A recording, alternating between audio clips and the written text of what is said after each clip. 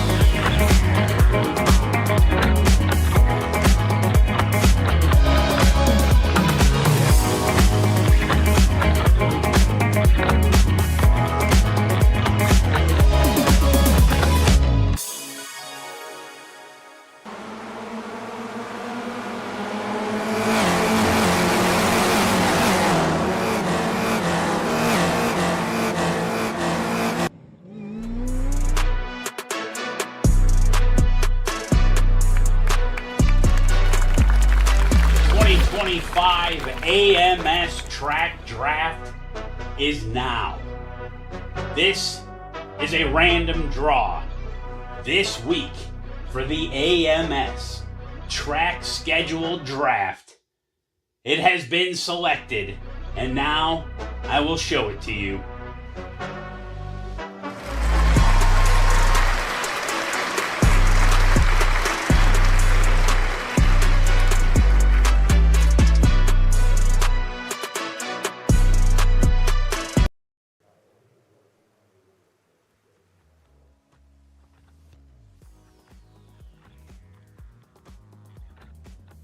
Welcome back to Slow Motion Broadcasting, and welcome back to the American Muscle Series. We're here for Season 9, Round 8 at Road Atlanta, where Mother Nature has finally decided to hawk Tua and spit on that thing. It's wet out there. My name's Randall McGrew. I'm joined in commentary by Andre Dirk Grandbouche, and we have Joshua Wilkie in the virtual production hauler on the buttons and knobs. And Andre, we've been waiting for this all season, and it came at possibly the best time ever. Road Atlanta, rain, Mustangs. What are you thinking? You know, it's been a while since we've seen any rain, and yeah, we were definitely waiting for it, but the drivers probably wishing it would have came somewhere else, because this track is pretty treacherous. One of the trickiest chicanes, I think, in road racing, exists here at Road Atlanta, and now they've got to navigate it in the wet with a really packed house as well. Really good turnout car-wise, which on any other night, that's a great thing. But when you've got all that spray, that's just more tires kicking up water and mist, and something you got to look out for. So it's going to be a heck of a show. And another thing is, the American Muscle Series has this uncanny relationship with Road Atlanta where we've had some of the cleanest starts ever. I don't think we've had a start that was super messy yet at Road Atlanta. We'll see if that changes tonight as we go on board with Dahan O'Toole for a slick lap around a very wet Road Atlanta. You're going to see he's going to be over to the left, but there's lots of standing water on the track. He'll be looking for dry pavement or where there's grip anywhere, and you see he's really fighting the car under braking. He's going to get really close to that apex curbing. It's going to send the car to the outside. You kind of need to avoid some of the curbing here, take the karting line through some of these sections. You see him wind his way through turns 2 and 3, not attacking it nearly as much as he would normally, staying a little bit wide of the curb there in turn 4, and then now is going to be the really scary part. The S's in the wet, and this lap is going to feel like it changes every time you go around it. It's never going to be grip in the same spot as he's going to go for that curb there at turn 5, and it gets the car quite a bit sideways. Has to have a handful of opposite lock to catch the car. He's going to bring the car back over to the left-hand side of the track to try to open up the entry here to the double right-hand ham bone turn and work his way back into that pork chop. And this is going to be the most important corner of the track right here, and trying to get that throttle tamed with those wet conditions is going to be extremely difficult and extremely important, because this is the longest full throttle section of the track as they make their way down the not straight back straightaway, trying to use some slipstream, trying to set up a pass, coming up to the always treacherous turn 10A and B chicane. It's treacherous in the dry. We're going to add a bunch of soup to the mix here, and he's going to take a very, very middle conservative entry here. He's going to be really going after the karting line, taking a bit more curb than I expected to see, but running nice and wide of it there at 10B. Bring the car and just try to guide it gently over the crest of the hill here. Look for that curve on the outside, and then get ready to turn in for the final corner as flat as possible. Try to keep those wheels straight and across the line to set a lap time for Dahan O'Toole. He's the first one to set a lap time provisionally on pole, immediately displaced by Dave Moore. But you can see out there, he is absolutely struggling. It is soaking wet. These drivers are going to have a very tall order to fill tonight. Yeah, generally we see qualifying times, especially up front, really close together.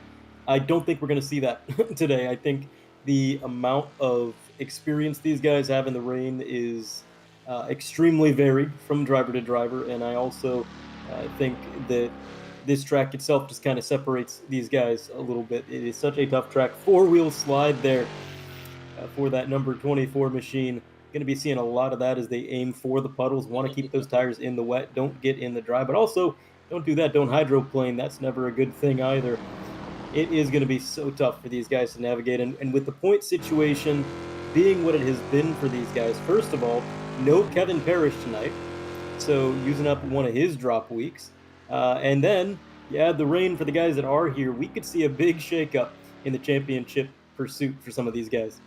Absolutely. Speaking of points, we're going to get those up on screen for you now as Andrew Bailing is provisionally still on a pole. Kevin Parrish, as you said, not here. He mentioned that he regrets having to miss rain in Discord until it was pointed out to him that it's at Road Atlanta, and he said, never mind, I'm not missing it at all. It would have probably been a drop week for me anyway. So, yes, it's one of those tracks that you add in rain. It's just, this could be absolute mayhem tonight. Or we could see another class act out of the American Muscle Series. We'll wait and see. But the absentee, Kevin Parrish, leads the way in the Pro Division with 250 points over Luis Enriquez on 238. Luke Sudengay sitting there in third, just 1 point ahead of Taylor Ballant. Those two came together last week. Maybe a little bit of remaining animosity between the two. We'll find out tonight if they get together again on a track. We'll see if those two can work it out or not. And then we're going to jump over to the Challenger Division. The Challenger Division, where we have a big race going on. Dahan O'Toole, who we saw there in the onboard lap, leading the way with 245 points over Matt Thompson, who's sitting on 229. And then another 1 point race for third place. Mark Cohn, 1 point ahead of Levi Powell. So that podium's still up for grabs. And look at Ryan Campbell there. He's just 3 points back from the podium. So we have a lot of drivers still in good contention for the championship and for the podium in the Challenger division, and then over to the Amateur division. It's a much smaller division this season, but it's still exciting. We got Freddie Weaver leading the way with 251 points over Kevin Berg, who's got a lot of wins this season with 242 points. John Casey sitting there in third place with Joe Sacchetti just 2 points behind him. And Jeff Bernard is only 3 points behind Joe Sacchetti, but unfortunately this will be the last race for Jeff Bernard, as he's going to be on a cruise for the rest of the season, going to take a break. So we thought we'd send him off on his cruise a little bit early. I hope that he brought his rowboat. He might need it going through the S's. If not a rowboat, definitely a life jacket, because the rain has been pouring at certain sections of this track. I really hate to interrupt you, Andre, but we need to look at the live timing right now. The unthinkable is happening right now in American Muscle Series. There is an amateur on the provisional pole. The Iceman. Oh, there goes Dave Moore. Dave Moore, Super Dave Moore has to ruin the fun, but for a brief moment there, we had an amateur in the form of the Iceman, hailing from Antarctica, Andy Bell.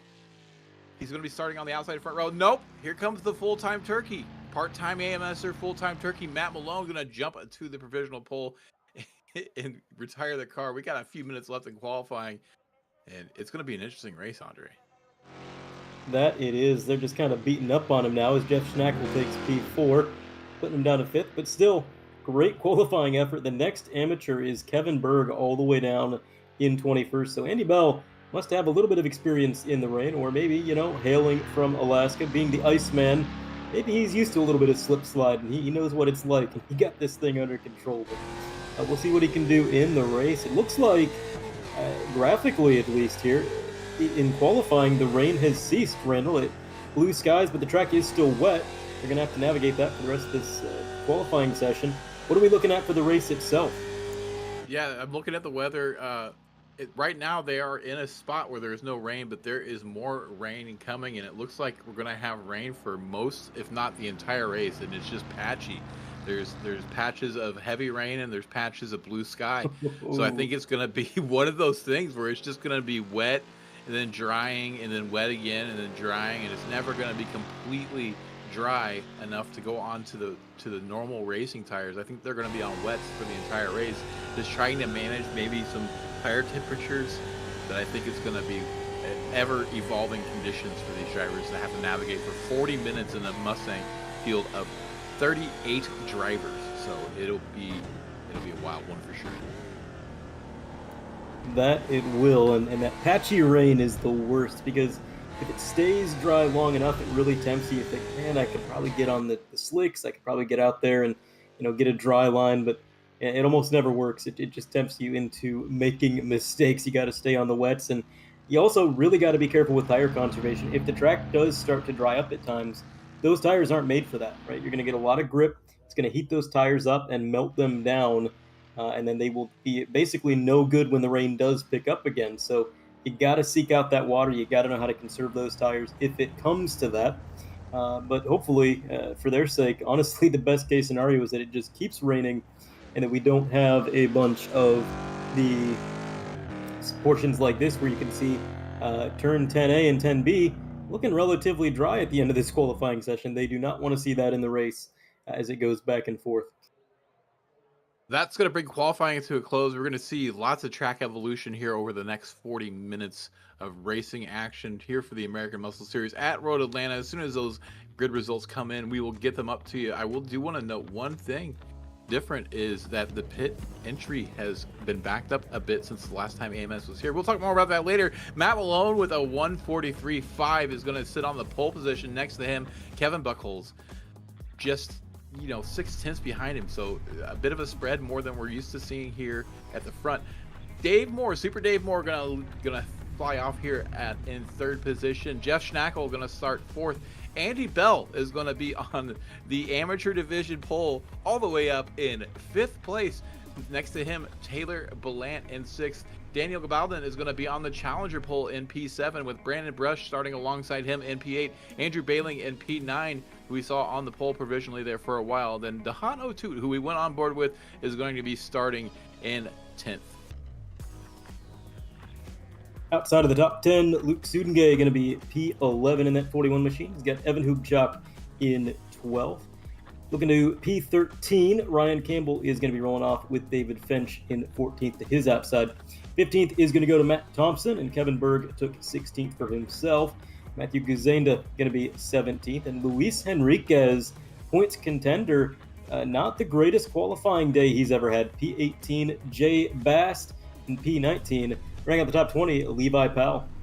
Edgar Santinelli going to roll off in 21st. Charlie Hosey, I know you're a truther. He's going to be starting in 22nd. Mark Cohn going to be starting in 23rd. Neil Kemp has got a lot of ground to make up. He's going to be starting in 24th position. Starting 25th today at Road Atlanta in the American Muscle Series is Aaron That Face Bray. Joe Sacchetti is going to start in 26th. Jeff Andres is going to start in 27th. Freddie Weaver, 28th. Mark Royce in 29th.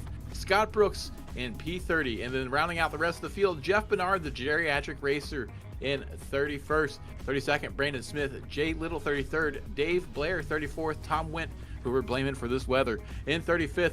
Fabian Zweyer in 36th position. 37th is going to be Mike Darknut Neekum. And starting shotgun on the field will be John Casey. Well, we got about 40 seconds until that green flag is flying. Andre, any last minute thoughts? Well, I'm just hoping they can navigate turn one. Like you said, we've historically had really good starts here at Road Atlanta, but add the rain into the mix and the fact that we've honestly been struggling on the starts, I think, for a little while here, and we'll see how they can handle it, but we'll see.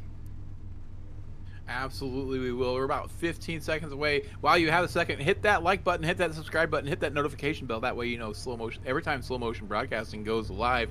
10 seconds until we get underway here at a very wet Road Atlanta. And it's going to be the full-time turkey, Matt Malone, leading him down to turn one. Kevin Buckles alongside of him, who is going to have the lead coming out of the very slick turn one. There's only one way to find out, waiting for Barney to get that green flag into the air, get these cars underway.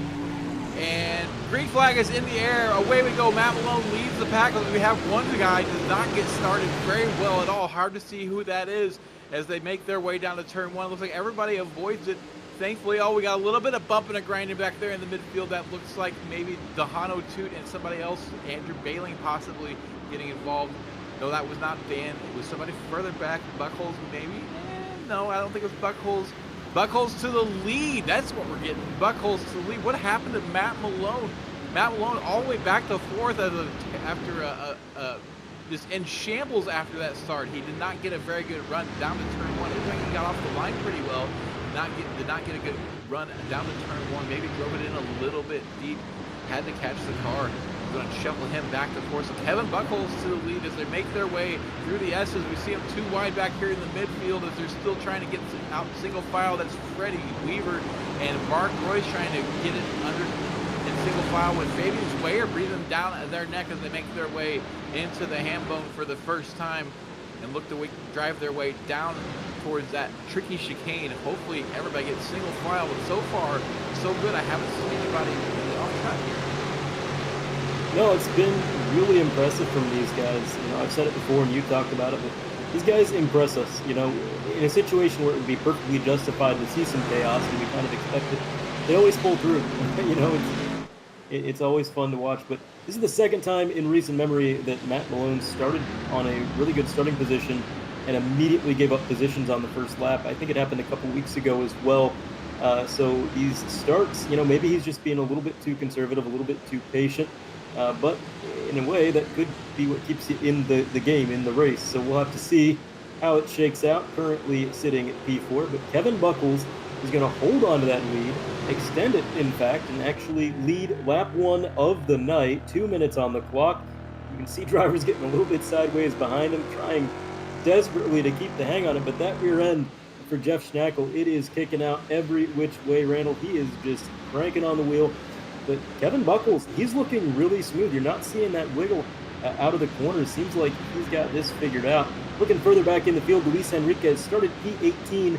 Randall, how did he pass 6 cars in one lap in the rain? If anybody's going to do it, it's going to be Luis.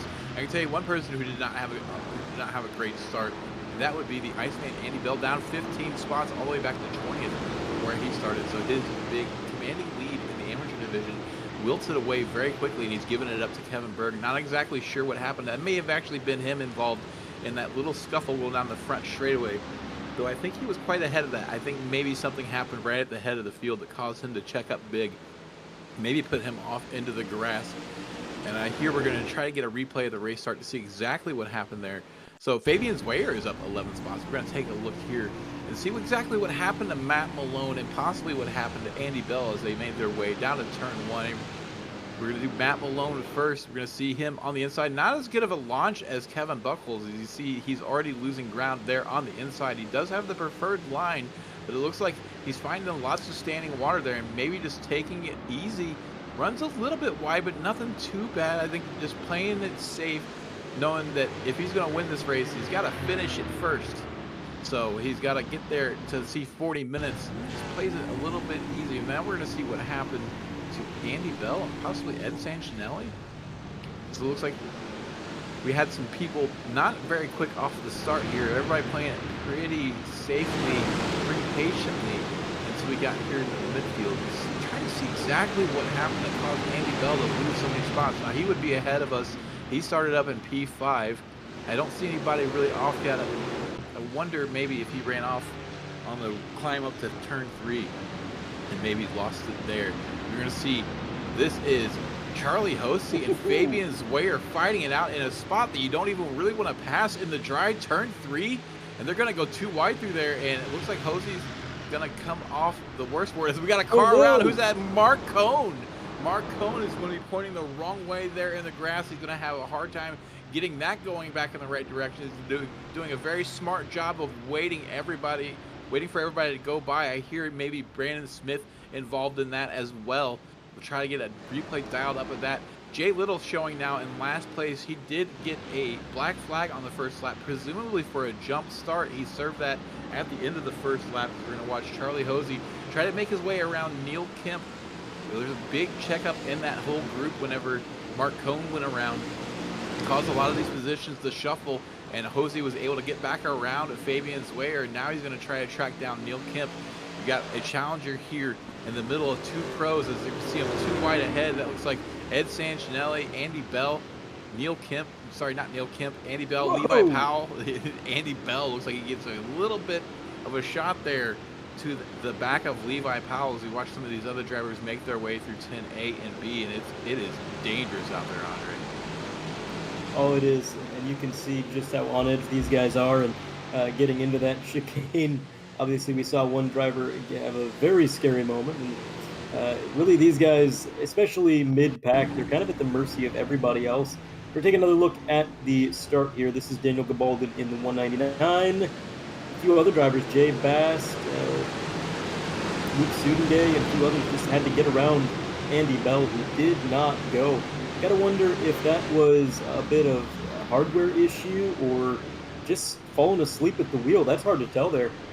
Matthew Gazinda going to go do some groundskeeping here at the top of the hill before they make their way into turn 3. He gets it back on the track, keeps it pointed in the right direction. And now I'm hearing we got what happened with Mark Cohn and possibly Brandon Smith. We're going to see them making their way down through the S's there. And he just spun on his own. So sent it a little bit too much, and it looks like somebody maybe got bumped and sent over in that direction, or maybe it was a case of target fixation, but managed to drive around Mark Cohn with no impact. You see, yeah, he freaks out a little bit when he sees Mark Cohn spinning and just drives straight at him and then manages to get around him somehow. So hands of a gunfighter there out of Matthew Gazinda. I'm going to take another look at what happened with Ryan Campbell. That was the car that I saw involved in that little scuffle there on the start, going down the front straightaway. It looks like he's making his way through turn 5 and gets just a little too much of that curbing, and that's going to send him around. You can do that pretty easily in the dry, add in a bunch of water, and that's a sure thing. Had a bit of a issue on the re-entry there, slipped in the grass and got sideways again, trying to get back on the blacktop, but right now, Jeff Schnackle going to be the new race leader. He got around Kevin Buckles, and he's got out to about a 1 second advantage. Taylor Ballant involved in a little bit of drama last week. We know that for certain. But he is bringing the speed this week. He is, oh boy, oh, hold on to her, Jeff. That's going to open up the door. And Kevin Buckles back to the lead. It was short-lived for Schnackle, but boy, oh boy, what a save that was. I cannot believe he held onto that thing, but now Taylor Ballant right on the bumper, and that has bunched up this lead group a ton. We got a huge battle brewing here for this podium. And look at this, Matt Malone right on the bumper, getting brave with Taylor Ballant. Matt Malone was very, very conservative at the start of the race, but I guess it did not take long for those gloves to come off Randall, because he is getting on it. He wants to get back up on that podium. Absolutely he is. I was watching Taylor Ballant a lot in practice before the rain started, as we're going to see what happened here. Jeff Schnackle and Kevin Buckles getting that move done, going into 10A and 10B. He gets that move done and then eventually gives that spot back. A little bit of a helping hand there from Taylor Ballant. Ooh, what's a butt touch between friends? It gives Schnackle a bit of breathing room that he immediately uses to throw away the lead on his own. I don't want to harp on him too much. This is his first season in the Pro Division. He's doing very well. But I was watching Taylor Ballant in practice before the rain started, and he was doing a lot of practice where he was driving very close to the cars in front of him and practicing hitting those marks when you had a car just filling up your windscreen.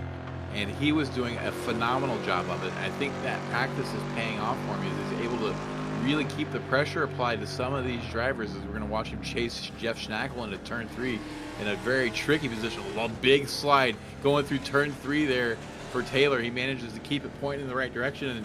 And you know, I can't help but think if Kevin Parrish were here, where would he be involved in this fight? Because you know he'd be in this fight.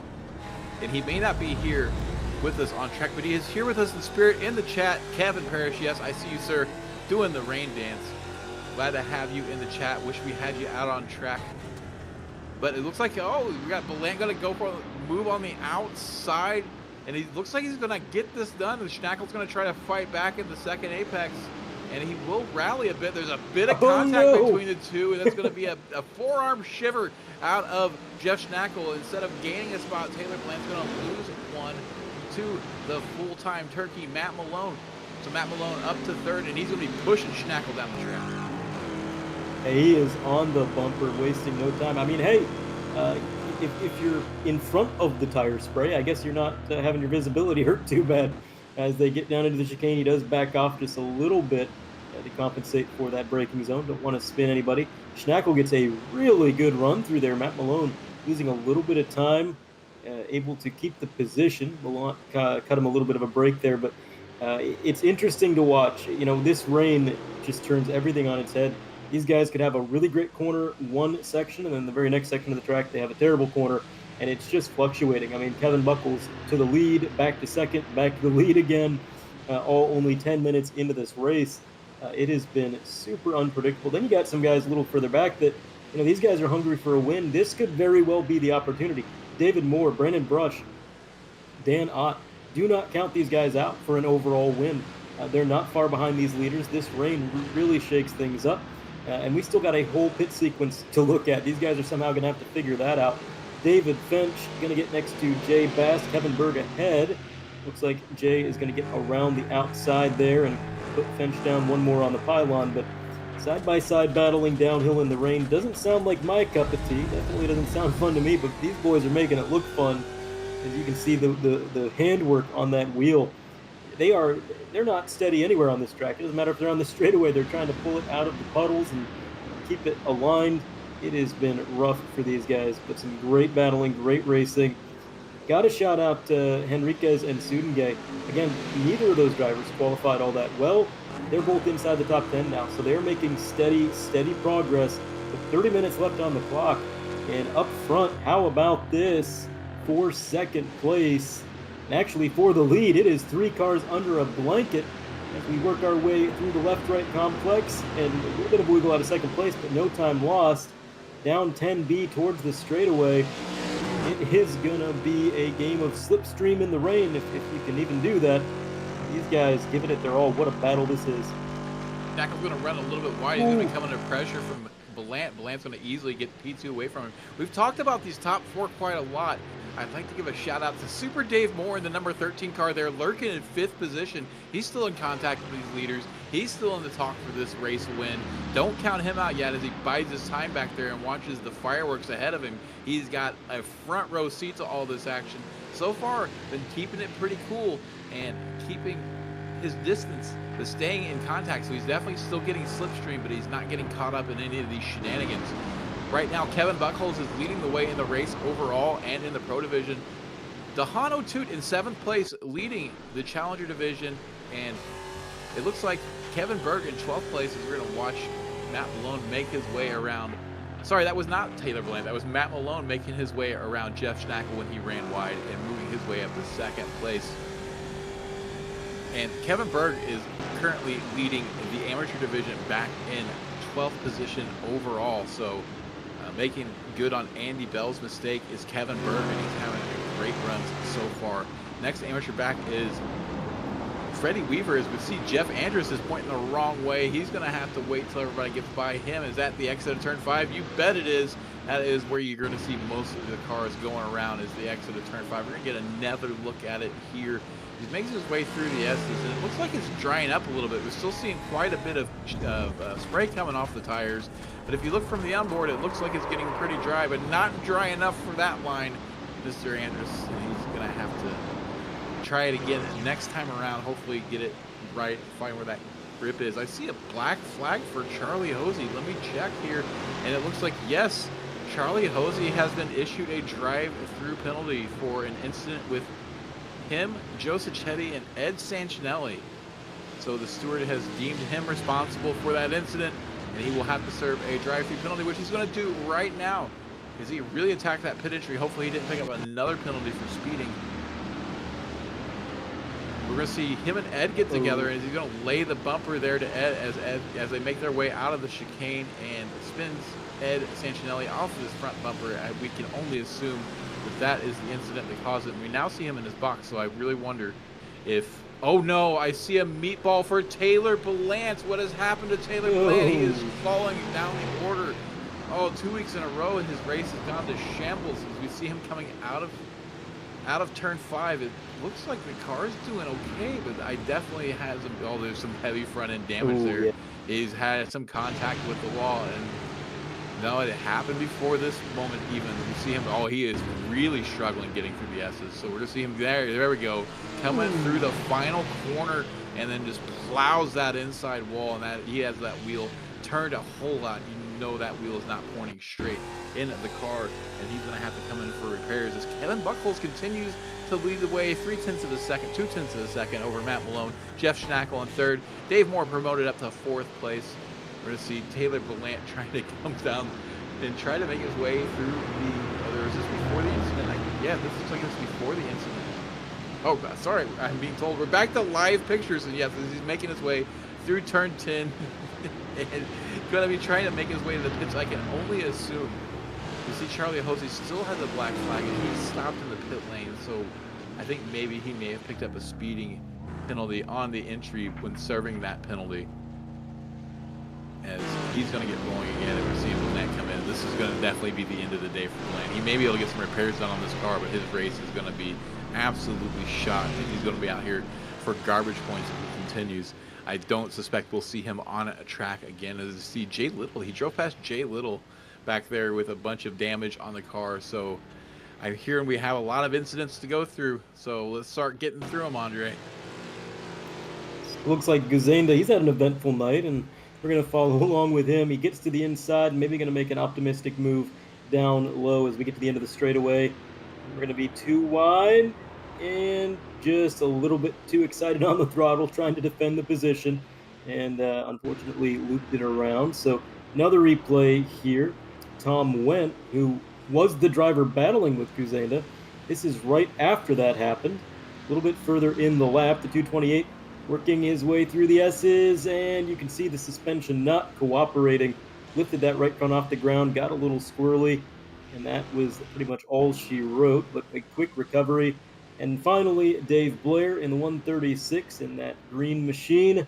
Again, end of this little straightaway here. The right-hander. Oh no! Guzenda was trying to get down to the bottom of the track. No situational awareness. Oh, Gonna get him caught. It's gonna be a huge moment for Dave Blair. We'll take a look at the onboard. Gonna be one heck of a ride sliding through the rain. Hard to see. You gotta imagine from the cockpit he could not see behind pit road wall and just got blindsided. You're absolutely right. He would have been completely blind coming around that corner and suddenly finds a stationary or mostly stationary Mustang 90 degrees to the direction of travel, and he does his best to get around. He almost does. We're going to see Matt Malone's move here on Kevin Buckles real quick as they make their way down to turn one. He's going to get the inside line, gets on the binders very, very late. Manages to stay away from that inside curve, runs it wide there at the apex, and finds some grip there on the outside to get the car going again, and has retaken the lead as Kevin Buckles is now going to lose the spot back to Jeff Schnackle as he was going wide there in the ham bone, doing some landscaping himself. He said, everybody else is doing it. Looks like fun. I'll give it a try myself. And that's going to give Matt Malone some breathing room. He's going to be about 1.2 seconds ahead of Schnackle. They're still within range of the slipstream. That top five has become the top three. What happened to Dave Moore? Dave Moore is now sitting about 5 seconds off this lead group when he was right there in the catbird seat just a few laps ago. We'll try to find out what happened to him. The lots of Kevin Buckles is going to struggle to get the car woed up, and the ever-changing conditions here on this wet track is just catching everybody off guard. Nobody's been able to find a groove. We're not even halfway into this race yet, and nobody's been able to find a rhythm because the conditions keep changing. The weather keeps changing. The rain keeps starting and stopping. As we see Jay Bass having to avoid Luke Sungay, Daniel Gabaldon, and they get together. Gabaldon's going to be hard into the overpasses. Fabian Wayers is going to try to sneak his way through it. He's going to go slipping and sliding, and it's a real traffic jam at the top of the hill. I am glad I am not stewarding this one, Andre. I can't believe there's not a scratch on this wire machine. I cannot believe he got through that. I mean, he was sideways in the grass, now battling for P10. Gonna take P10, in fact, looks like from Hoop Chalk momentarily. Still fighting for it side by side. We are going to dial up a replay of his move, but in the moment, we're going to keep following along here as he battles with Hoop Chalk. Hoop Chalk does get clear through the S's, not without challenge, though. They are extremely close, half a car length between them, down the hill on the curb. Here is a replay of the incident. So it looks like Luke Sudengay, Daniel Gabaldon, Jay Bass, all of these drivers getting three wide. It started with that contact from Gabaldon to Luke Sudengay. And they get sideways. Gabaldon backs it into that wall, and here comes Wire. How do you do that? How does that work out? What on earth is that? That is amazing. And then he's three wide. I mean, you can only imagine. He's like, what would lead you to make that decision? There's a car there, and then suddenly there's not a car there. With no reason to expect that the car was going to move out of the way either, because realistically, it should have kept going backwards. The fix is in. The fix is in for Fabian's Way. I'm gonna start calling him Harry Houdini. He managed to escape that trap, like Harry Houdini would got out of a straitjacket. Like, yeah, where it is suddenly appears, and he gets through there scot free. That the move of the race, Fabian's Way. That hands down. I can't believe what we saw there. But I've watched it 3 times and I still don't believe it. Yeah, I struggle to believe it as well. Oh, there he goes! Now we're going to get scratch on the car. Save it! Save it! Save it! There it is. Oh, from move of the race to a dented right rear, but I don't think it's going to be a meatball at the very least. He does have some damage, though. That was a pretty good impact, and that is a concrete wall.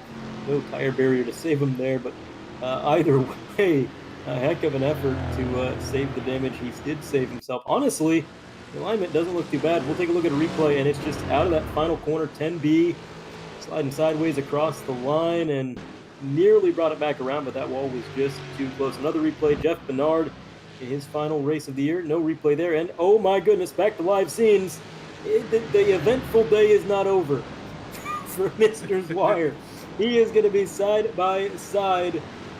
He is going to have to door slam a little bit with that 48 of Kevin Buckles. And it's still not over. They're both off the track. They're slipping. They're sliding. They are everywhere, Randall. What is going on with this race?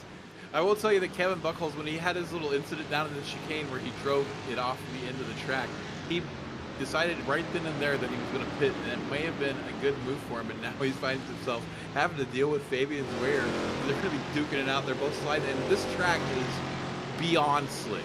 It is, you would think that it's sleeting and not raining with the way these drivers are sliding around.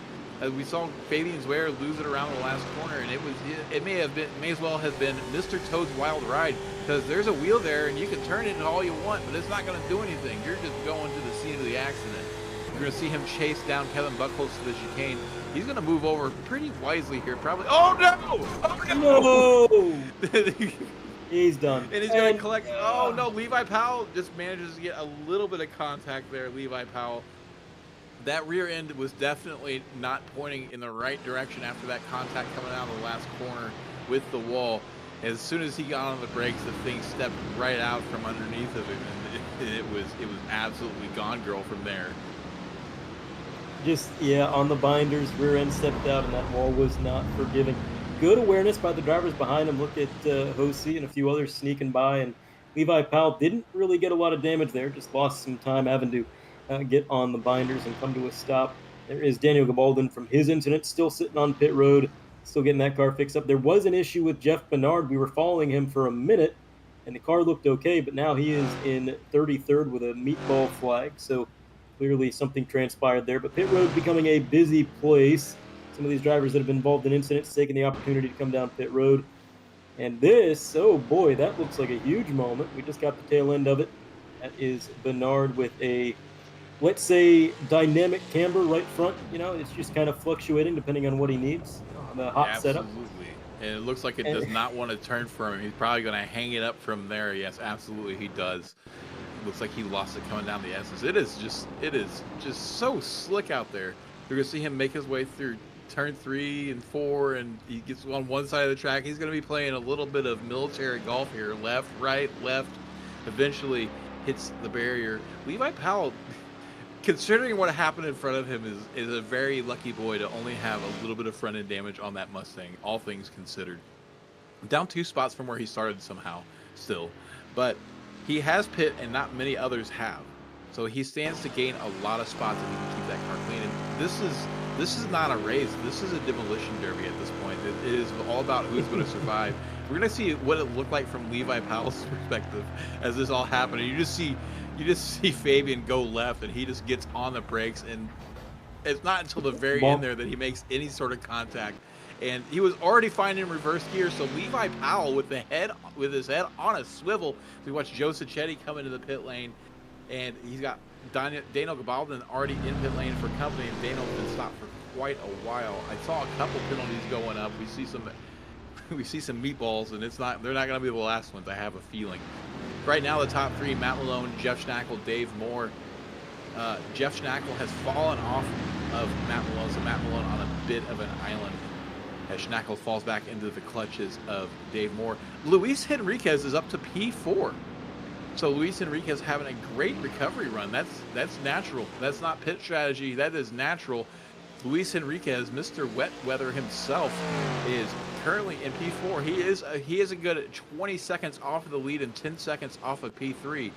But he has had to make his way through a lot of traffic and through a lot of hazards and through a lot of other fast drivers. This is him getting around Sudengay back when maybe it wasn't quite as wet as it is right now, but we're going to see him get around Gabaldon as well. This is lining him up and knocking him over. Luis Henriquez on this awesome run up into 4th place. We're going to see him get around at Blant. Blant there on the inside. Looks like he's off pace. Yes, he's got all that damage on the car. He's going to get that spot. And we're going to see him. This is the last one I think we're going to see him getting around Brandon Smith, who's also quietly had a very, very good race. Sorry, Brandon Brush, not Brandon Smith. Brandon Brush now running in P5. He's not been in contact with the lead pack, but he's very quietly led that second pack for most of the race, only just recently surrendering it to Luis Henriquez. And you can see the headlights are on. Look at just how much darker it has gotten here at the track as the rain continues to fall. Luke Sudengay in the pit lane. Still waiting to see the leaders come in. Right now, of the leaders, Kevin Buckles might still be in this conversation for the race win. He did pit after running off at the chicane. So once the cycle goes through, we'll see where he shakes out. He might be up here challenging Matt Malone still. As oh, I spoke too soon as he's off once again. Is that in the S's? Yes, that is up the approach to turn 5. He did save it. He's going to lose a little bit of time, but yeah, he doesn't want to have too many of those. Currently, Jay Bass is holding the best lap of the race with a 1:41.8. We're going to see a replay of Kevin getting just a little too hot here in the S's, and yeah, he runs a little bit wide, and that rear end starts to step out, and he does an amazing job to get that car tamed and pointed in a straight line. By the time he gets to that very, very wet and slick grass, we're going to see Mark Royce jumping on the pit lane. And just look at the meatballs. Or sorry, he's coming off pit lane. And look at all the meatball flags there at the bottom of the timing tower. It is absolute bedlam out there tonight for these Mustangs here at Road Atlanta.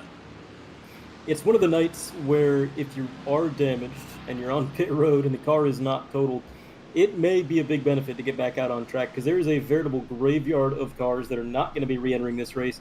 And if you can just get ahead of them on the lap counter, that is a few points salvaged, and it could definitely be worth it. Here comes Dahan O'Toole in that number 129 at getting that car serviced. And you mentioned the leaders not pitting. It is odd seeing 28 minutes on the timer and all of these leaders having yet to come down pit road. But in the rain, they're not using as much fuel. They're off the throttle a lot more. They're not getting around this track quite as quick, so they're conserving a ton of fuel unintentionally. And realistically, they could probably stretch this beyond 30 minutes, which is not something you generally see, and really no reason not to. In fact, I would argue maybe they want to be a little bit lighter on fuel. They like the way it handles when the rear end doesn't have all that fuel sloshing around, because on this wet weather, it may be a little bit unsettling with the car to be a little bit heavier, but who knows? Could be driver preference. Either way, Matt Malone, the name goes red. I believe that means he's going to be crossing the line or coming. Nope. Okay, he's just still on track doing his thing. Not sure what happened with the name there, but either way, he is going to be working his way down the hill into the pits. Finally, 29 minutes on the clock. Does Jeff Schnackle follow him? Yes, he does. What about Super Dave Moore? Moore might be staying on track. He might want to lead him a lap or two in that machine, and he does. Dave Moore going to stay out as you see the red machine of Schnackle down the pits, and there it is, Evel Knievel himself down that straightaway, which, again, we've seen issues on the straightaway itself. Here is Luis Henriquez up 14 from where he started down into his stall. And the leader is going to have the fuel they require put in. I doubt we see any jack stands go up. These guys probably not really going to bother. And as I say that, we do see one car with the right side going up, taking some tires. And there goes Matt Malone out of his stall. That was kind of a lengthy stop, 13.5, not the longest in the world, but look at Jeff Schnackle with an 11.1. That's a little concerning, Randall. That might be the Fuel Management Award. Yeah, we could see him getting the Thompson Trophy for sure. We watched Luis Enriquez driving off pit lane. He was stopped for 11.8, so a little bit longer. And hold on. Dan was stopped for 10. 10.3. Oh boy. Oh no. We're gonna have some drivers doing some fuel management here in the closing stages of the race. Pit road, very, very busy. Dave Moore, Brandon Brush, Jay Bass, and Evan Hoopchak have all stayed out for one more lap. Aaron Bray has also stayed out. A couple more throughout the field have stayed out. We're starting to see some of the midfield and the back markers make their way in, and this is just one of those survival races. Kevin, I bet you're glad you had that work trip. This is absolute chaos here. We're on Dave Moore as he inherited the lead when Matt Malone pit. I'm sure we're going to see him coming this time. He should make the start-finish line before Matt Malone can get around that final corner pretty easily and get himself a bonus point for leading a lap. We're watching for Jay Bass also to come into pit lane, possibly. Yes, Jay Bass is going to come in. Brandon Brush as well. Matt Malone will be retaking the lead as these drivers ahead of him pit. We'll see where Dave Moore comes back out. We see how far ahead of Jay Bass and Brandon Brush he was. And there's Matt Malone coming around the final corner. So quite a big gap to close. So if you have a bad outlap, it could really, really ruin your race. So the outlap, very important here, as Malone makes his way into turn one, regaining that lead away from Dave Moore. Jeff Schnackle going to go up to second place. Kevin Buckles not far behind. Jeff Schnackle is going to barely going to get third here. Maybe he's going to be fighting with Dave Moore for that third position. He's going to have a head of steam. He's really got to get on the binders as Dave Moore makes his way out of the pit lane. He is 100% allowed to race for that corner, and they're going to have Taylor Ballant between them and Jeff Schnackle. Taylor Ballant put some repairs on that car and has gotten back out on track. We know, we hope that he'll be smart with the way he positions his car as these lead lap drivers try to make their way through. The blue flag in this series, I will note, is informational only. So he is under no compulsion to get out of the way, but common sense and a little bit of sportsmanship says you should make it easy as you can for those faster drivers as we get back to the lead here with Matt Malone. We're going to go through some of the class leaders. Matt Malone leads the way here overall and in the Pro Division. Dan Ott is leading the Challenger Division back in P8. And Freddie Weaver in P11, up 17 spots from where he started, is leading the way in the Amateur Division in the Flintstones entry, as he's going to have Dave Finch closing in on him very soon. So Freddie Weaver, very quietly, this is one of those broadcasts where if you're not shown on the broadcast a whole lot, you're probably having a really, really good race. So yeah. Some of these drivers that we're not mentioning, they're like, don't talk about me, please. Freddie Weaver, again, you know, he's got so many division wins this season. He's got a couple of top 10s. He's really doing well in that amateur class. And right now, I would say he is proving his worth. Not just getting the division wins, but come out here and lead in the rain of all things. Shows that it doesn't really matter what track, what conditions. The guy is just fast. And it has been a phenomenal showing. But we're going to stop talking about Freddie because we don't want to give him the commentator's curse. Just know he's back there in P11. And this is a bit of a cluster. Taylor Ballant is laps down, but he is currently racing around the leaders of David Moore and Kevin Buckles. They are, like you said, dealing with what I like to call the maybe flag. Maybe I move, maybe I don't. The flag is informational. He is proving why that is he is really making that Mustang maybe unnecessarily wide as Dave Moore trying to get to the inside, keep himself out of that spray, keep the track visible as the wipers are just all over the place behind him. Kevin Buckles, who has recovered really well. He's had an eventful night. He's got a lot of camera time, sometimes because he was in the lead, sometimes because he was backwards, but to be involved in a number of incidents and still be four on the night, not too bad at all. Henriquez down to fifth, and finally these two are going to work their way around Taylor Ballant. It was David Moore first, and then Kevin Buckles said, hey, hold the door for me. He snuck through with them. They got a little ways up the road. You saw just in the corner of frame up ahead, that is second place Jeff Schnackle, and at this point, I don't think second place Jeff can even see the leader of Matt Malone. Matt is out to 6.5 seconds, give or take. It was a 1:44.2 for Matt Malone. We'll see what the lap time is going to be. 1:44.6 for Schnackle, so lost a few tenths. And then 1:45 for Dave Moore, 1:45 for Buckles. These two dealing with the lap traffic. That's going to slow their time down quite a bit. We'll see how it stabilizes now that they are free of that issue. Enriquez now dealing with a little bit of traffic. Is Jay Bast, another driver, having a silently good night. He was part of that 3 wide we were looking at right before the Fabian's wire incident. And he is just holding on to that upper top 10 position, almost trying to break into the top 5. He's had some quietly good runs all season, I think. Jay Bast has been doing pretty well for himself this year and showing that he's got what it takes here in the rain. Brandon Brush way in the back of the frame there, but he is there. You can see him. Challenger leader DeHaan O'Toole doesn't have a lot of, challenge, forgive the pun, because the next challenger behind him is Matt Thompson, and that is many, many seconds. That is over 20 seconds, I believe. So as long as he can keep this thing clean for the next 4.5 minutes or 3.5 minutes, he should be all right. But while the battles for the lead kind of look settled in every division, Randall, I hesitate to say that they are, because we've got a couple more laps, and this rain has definitely proven to catch even the best drivers off guard all on their own. Absolutely, it has. They are coming around. Matt Malone's going to be ending lap 21, starting lap 22, and this is going to be a 23-lap race, so he'll be seeing 2 to go this time by Jeff Schnackle holding their steady in second. Dave Moore and Kevin Buckles fighting it out here for P3. Who's going to get the last step on that podium? They made their way around Scott Brooks, another lap down car, and now going to continue to engage in this battle and possibly even try to close down Jeff Schnackles. Buckles is going to get sideways again, and he is going to, he almost kept it out of the wall. I was about to correct you, Andre, to say that we have seen Kevin Buckles every direction but backwards.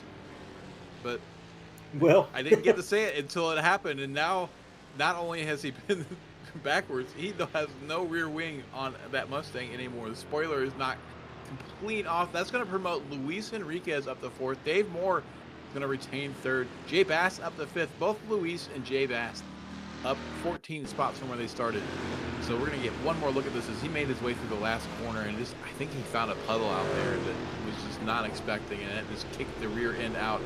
We see him going in there. He's finally pointing in the wrong direction for the first time tonight.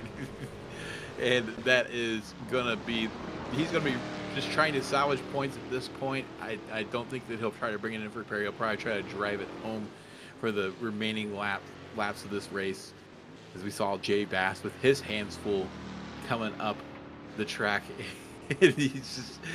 These guys are going to be so happy to see the checkered flag in this race. It's going to feel like they have just finished the Petite Le Mans and not 40 minutes. Because normally we're talking about how quickly these races go by. It seems like every week we're talking, we're already at the halfway point. We're already with 10 minutes to go. Andre, it feels like we've been here for an entire day. It feels like we've been here 3 or 4 hours talking about this race. It has just been non-stop destruction.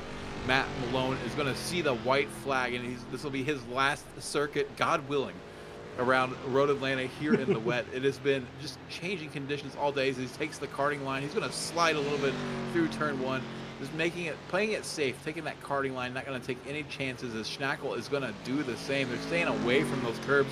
We've seen just how dangerous those curves are. Super Dave Moore going to follow suit. They're all taking the karting line through turn 1. I think they're going to be taking the karting line through most of the lap. We still see them attacking the curb in turn 3, and it's caught a couple people out, but they're playing it very, very conservative as far as how you normally attack turn 3. You see Dan Ott is going to get super sideways. He decided to try to go the inside, did not take the karting line, and he holds it together as he's going to get around Brandon Smith there, who is a lap down and just trying to get out of everybody's way and survive.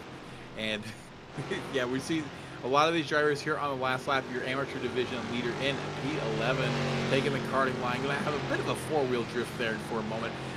I would like to take a second here on the white flag lap to shout out Whiplash SimCams for these awesome cameras that we have here tonight at Road Atlanta. This got us a front row seat to all this exciting action and all these crashes that we've seen throughout the night.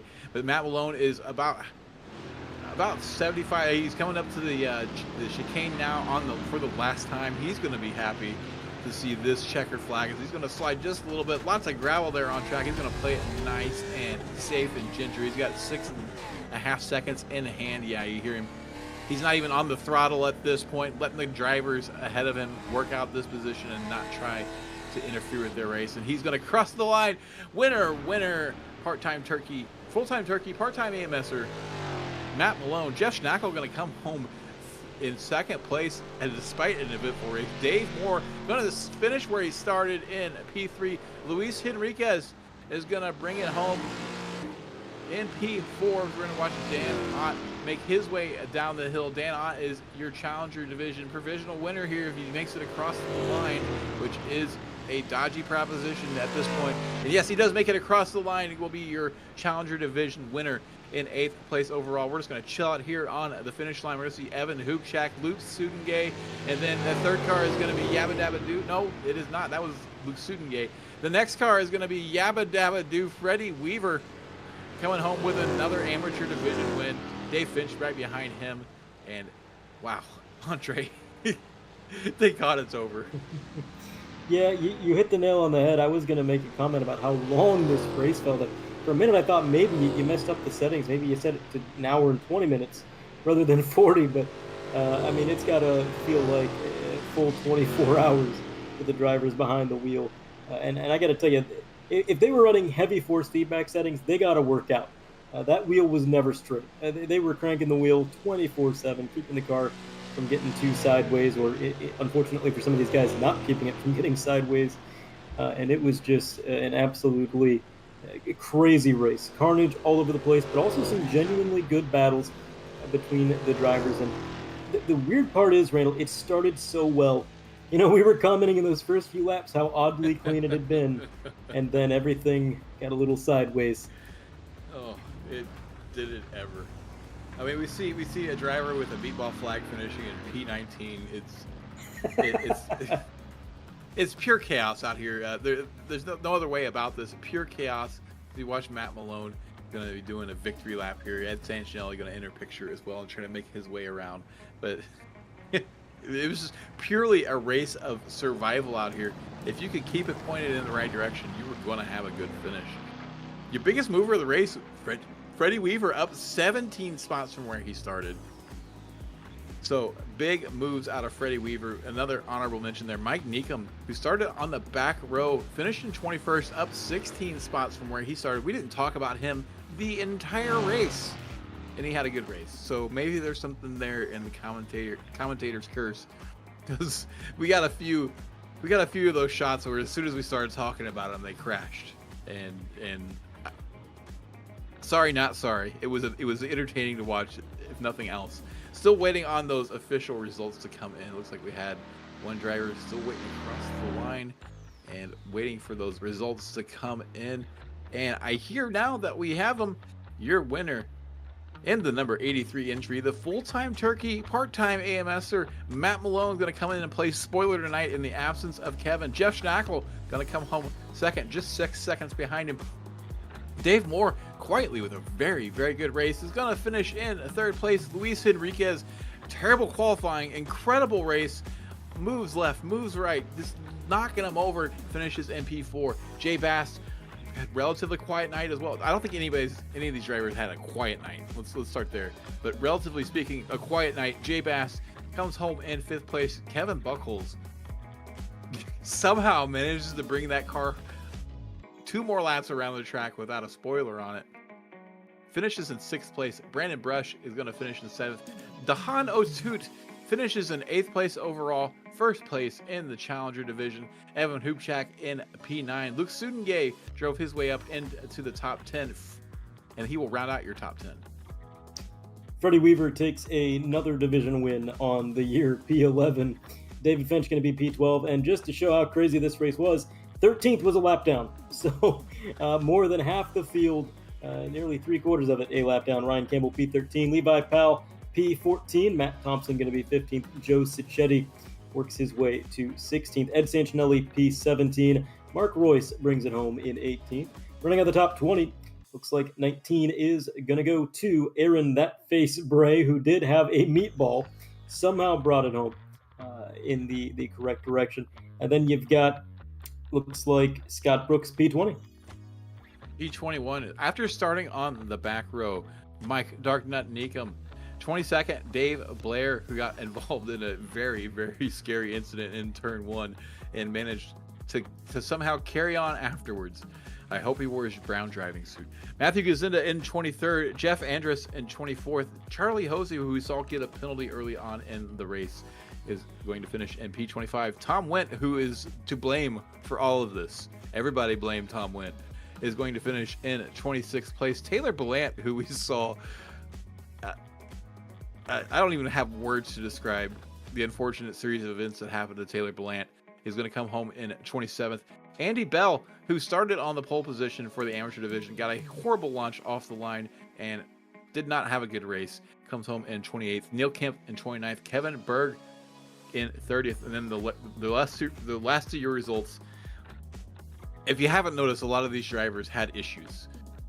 31st, Brandon Smith. Mark Cohn at 32nd. John Casey, 33rd. Jeff Bernard in his final race of the season comes home 34th. Daniel Gabaldon, 35th. Fabian Zweyer, Harry Houdini himself, in 36th. Jay Little, 37th. And Andrew Bailing is going to finish in 38th position. And I don't know if I have the energy left for any of these interviews, Andre, but I am going to go get a microphone and put it in the face of the full-time turkey, part-time AMS driver, Matt Malone. Welcome back. It's been a few weeks, but you're back on top. Hey, thanks for having me. Man, that was fun. And whose crazy idea was it to have a monsoon come through?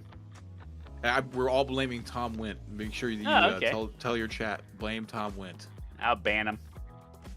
Absolutely. So, you said it was fun out there. You did not have the greatest of starts. But by the time you got through turn 1, you were back in 4th place. But you were slowly picking them off, being opportunistic, and got your way back up to the lead. Tell us what it was like out there for you today, especially early on.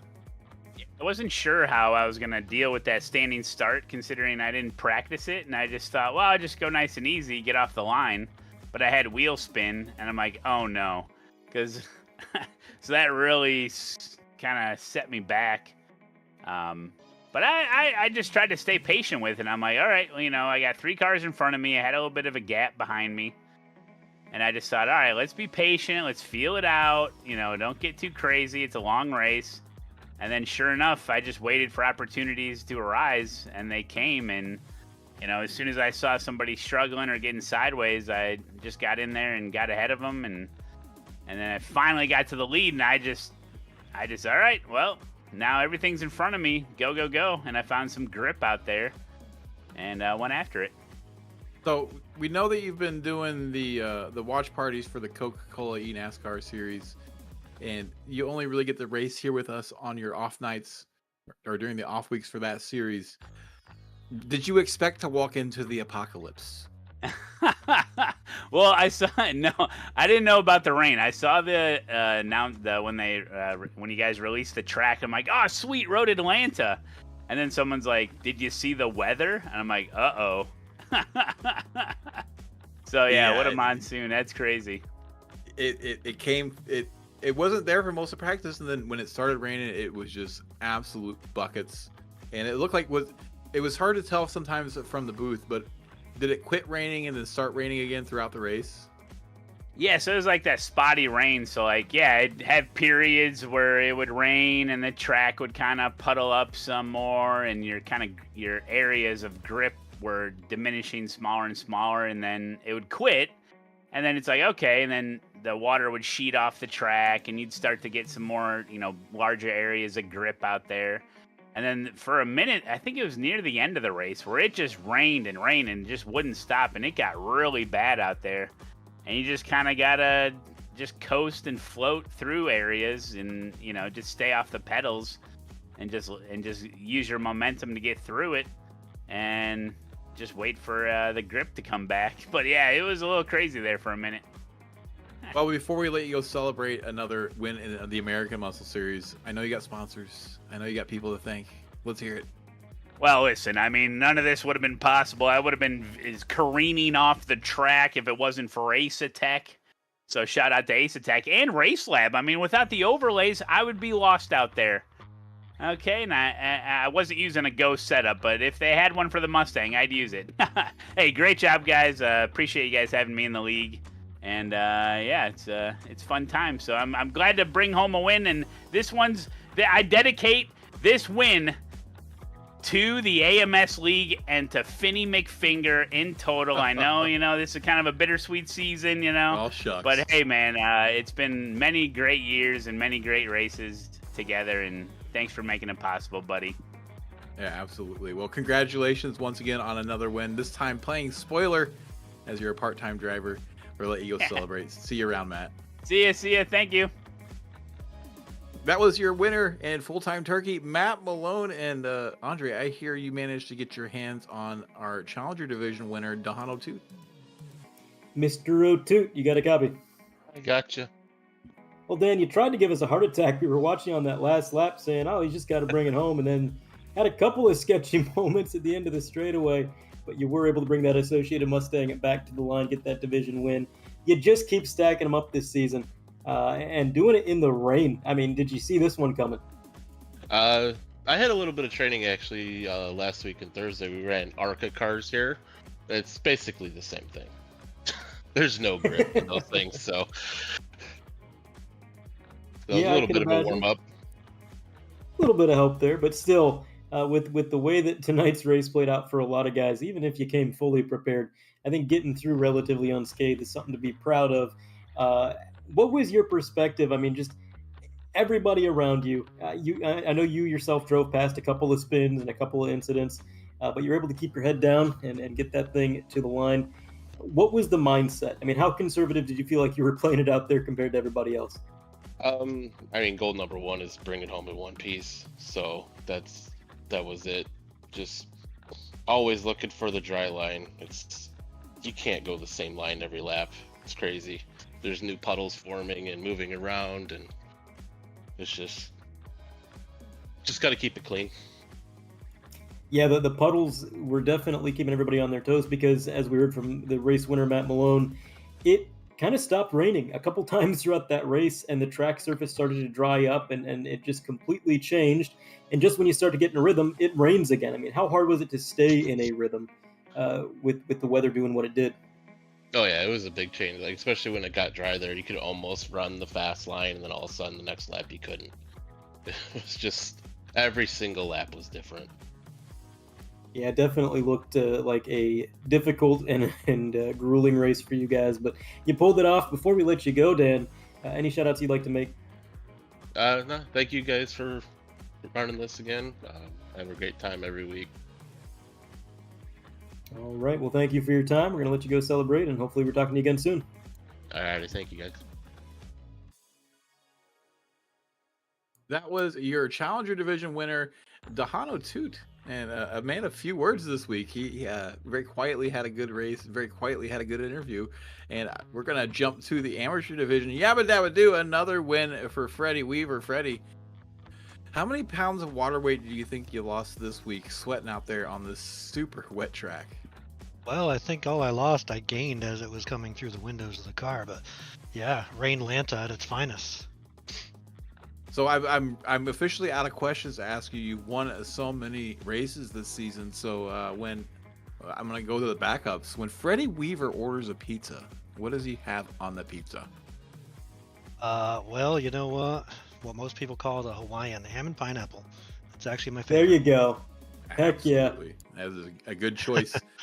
So since you Pineapples don't have do any belong on pizza. questions, I gotta. Did you happen to see where Kevin Berg and I were racing, and he went to pass me, and he dumps it on the outside? I was watching him in my mirror the whole time. I never saw David sideways in the track until I passed him. I just got lucky. The car was where it needed to be. I got to tell you, I got to be honest with you, Freddie. You're going to have to be way more specific than that. We saw so many people dump it and lose it on their own. It's all a blur. It's all a blur. So in the booth, this race felt like it was 3 hours long. And what did it feel like in the car? Yeah, it felt that way in the car. Like every lap just felt like it took forever, and then it's sawing at the wheel. You know, you don't know if you got to go left, right. It's like, man, what am I gonna do? And every time you go through the S's, like if you're behind a car, you can't see. You literally don't see. You just try to put it in there straight, start getting on the brakes, and then finally you'll see downshift to third and go through the corner. Well, It was it crazy. seemed like this race was more of a demolition derby than an actual race, and it very much seemed like if you just kept the car clean and pointed in the right direction, you're going to have a good result. That's what you got. Is that what you did? Was that your strategy? Just try to You know hang what? on for dear life? Absolutely. I started 28th, I think, and I saw Kevin was way up front. Andy Bell qualified, I think, 5th. And I'm like, well, this is just going to be a hold on and minimize the point loss day. And I was just basically just running my own thing, stay behind people, pass if they're that much slower, but try to just avoid them when they wreck. And it worked. Well, before we let you go celebrate yet another win here in the amateur division, is there anybody you'd like to thank or shout out?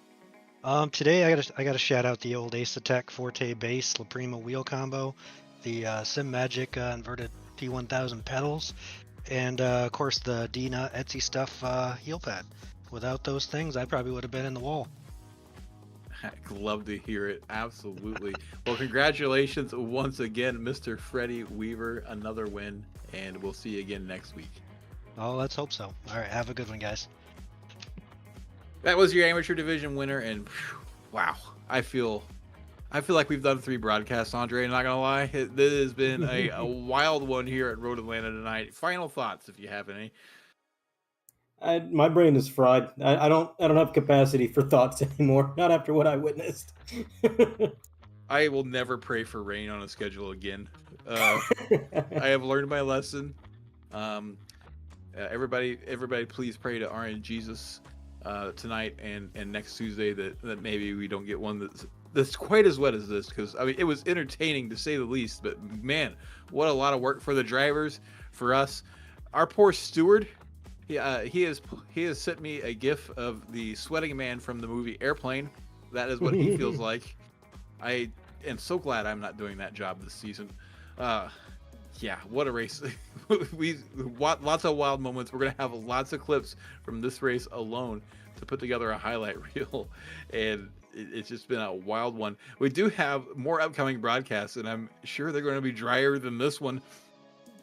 Tomorrow night we have the Ferrari Road and Oval Challenge is going to be taken to Sebring International at 8:10 p.m. Eastern, and then at 9:45 p.m. Eastern tomorrow, SRG F3 is going to be at the Mexico F1 GP circuit. That's a new track on the iRacing service.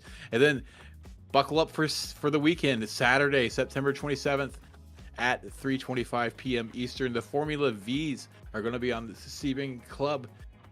And then on the 28th, we're also broadcasting onto the iRacing channel, not just to Slow Motion Broadcasting, also to iRacing for the Weekend Warriors. Going to be the FF1600s, that's the Formula Fords at Sebring International. And then right after them at 3:45 p.m. Eastern, it is going to be the Spec Racer Fords at the very same Road Atlanta circuit that you just watched tonight.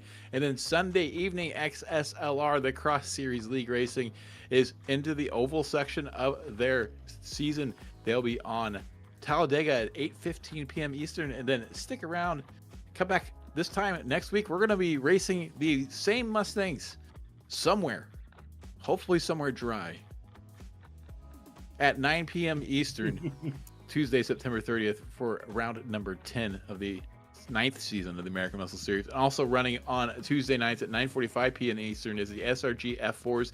They'll be kicking off at Hungaroring. So lots of racing action here for you on Slow Motion Broadcasting. Make sure you hit that like button, hit that subscribe button, hit that notification bell, and I'm ready to get out of here. So we're just going to put a button on it right now. My name is Randall McGrew. I've been joined in the commentary booth by Andre Dirk Grandbouche, and we've had Joshua Wilkie in the virtual production holler on the buttons and knobs. Thank you so much for watching this absolute shit show of a race tonight. Good night, and see you next Tuesday.